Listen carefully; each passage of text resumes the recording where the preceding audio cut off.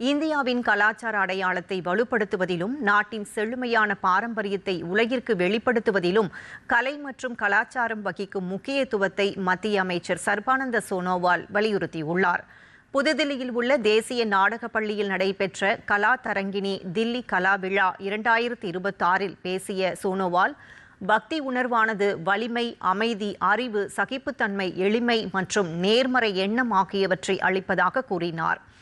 ஒரே இந்தியா சிறந்த இந்தியா என்ற முழக்கத்துடன் இந்தியா முன்னேறிச் செல்லும் வேளையில் ஒற்றுமை உணர்வையும் தேசிய பெருமிதத்தையும் வலுப்படுத்துவதில் கலை மற்றும் கலாச்சாரம் முக்கிய பங்காற்ற வேண்டும் என்று அமைச்சர் சர்பானந்த சோனோவால் வலியுறுத்தினார்.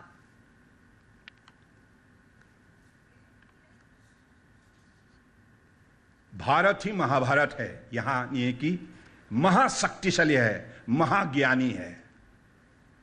तो इसलिए भारत में शक्ति का कोई कमी नहीं है। इसे हमें उपलब्धि करना होगा, भारत को जानना होगा।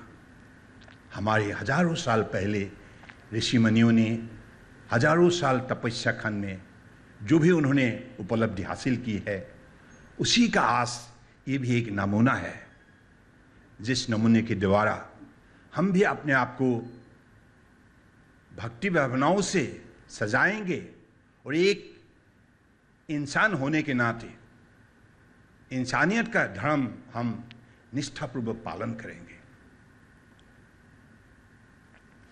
இந்தியாவின் கலாச்சார வலிமையானது ஆயிரக்கணக்கான ஆண்டுகால அறிவு மற்றும் ஆன்மீக மரபுகளில் இருந்து பெறப்பட்டது என்று கூறிய அமைச்சர் சோனோவால், இந்த பாரம்பரியத்தை புரிந்து கொண்டு அதிலிருந்து உத்வேகம் பெற வேண்டியதன் அவசியத்தையும் வலியுறுத்தினார்.